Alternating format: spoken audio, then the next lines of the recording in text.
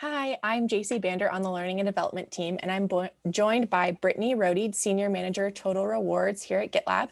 And today we're going to be talking about career development. So Brittany, could you talk to us a little bit about what your career development has looked like to date? Yeah, I'd be happy to. So I have been at GitLab for about 5 years now, just over that. And I'm just returning off of my second maternity leave at GitLab. So my career development has been multifaceted in the sense that I was the first people hire in our group when at the time I was interviewed and it was, hey, we need somebody to come do people things. And that became much more well defined over time. But I was able to start growing within GitLab as GitLab scaled by taking on, at first it was a little bit of everything. So interviewing, onboarding issues, sending out contracts, compensation, all of the different parts when you're a little bit smaller of an org. And then as we started to scale as a company, my role scaled, with the company in becoming a little bit more niche in each different facet. So it started to have, in Total Rewards now, I started to become a little bit more narrow with each career development opportunity to move farther and farther into being a subject matter expert in Total Rewards. And so part of that was an important lesson that I learned for career development was not being afraid to give up your Legos. I read a really interesting article about that when I was a bit more junior in my career, where it's okay to hand off things as your company's scaling. You're not defined by how many priorities or task lists that you have or the scope of all the different things that you do, because not one person cannot do that all as they grow and scale. And so as I became more niche into Total Rewards and that became my subject matter expertise, I didn't do interviewing anymore. I didn't do onboarding or offboarding or any of the other pieces that used to be part of my role. And that allowed me to become more knowledgeable and continue to grow and develop into Total Rewards so that I can continue as that with my career at GitLab. That's awesome. I remember when I joined and I had seen that you had done interviews and I was like, oh wow, that's so cool. She's done a lot of things here. Yeah, it's been exciting to see all the different things. And what's most Yeah. exciting though is to see subject matter experts that have either grown and developed in GitLab as well or come in Yeah. externally to make the process that we had all the better. And so Yeah. that's the other part about giving up the Yes. Legos that I think is amazing is to figure out what you want to focus on and where your passion and priorities are, and where Mm-hmm. you're not passionate or that isn't your priority. How can somebody else come in and help the business to grow and develop so that the Yeah. business can continue to grow and be really successful in all those different, subgroups? Yeah. That's awesome. That's a great point.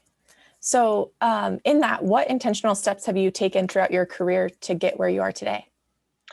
I think it's being really deliberate in your career. And so, I've asked for informal mentorship, formal mentorship.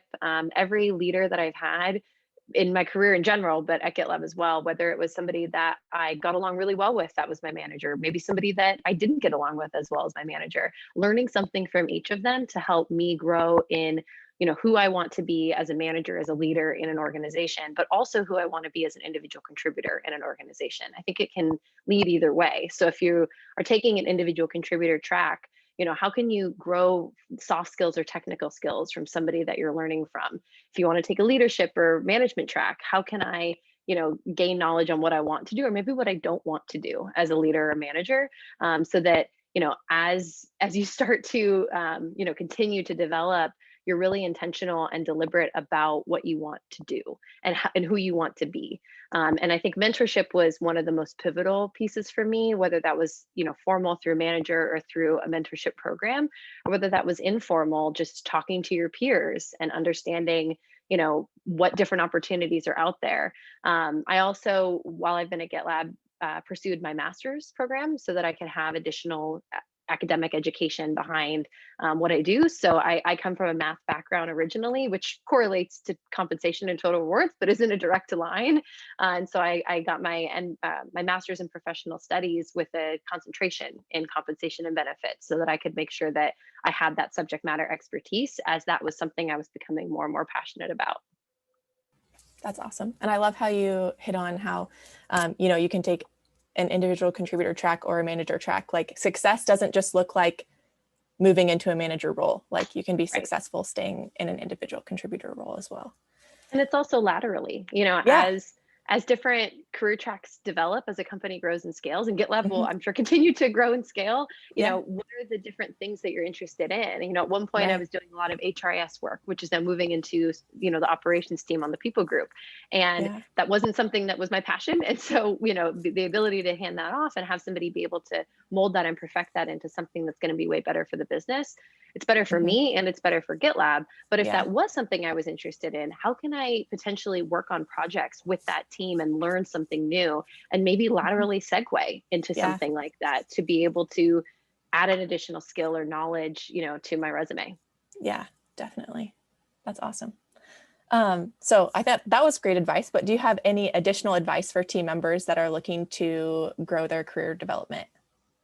I think it's to be the owner of your own career development. Your manager is there to help guide you. And I sort of think about this as you're driving a ship.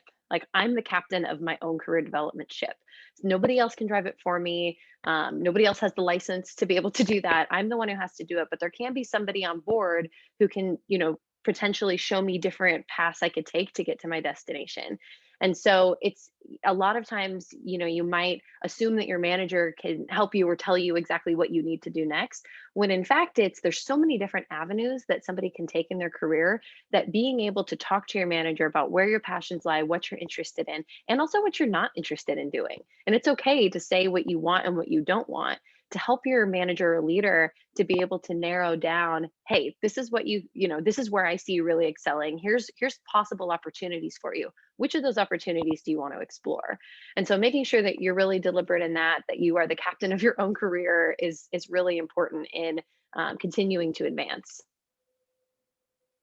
That's really great advice. Thanks for sharing that. Yeah, my So pleasure. yeah, those were all the questions I had for you today. So I just want to say thanks for taking the time to chat with me. I think this is going to be really helpful for GitLab team members looking to grow their career. Awesome. Thank you so much, Tracy.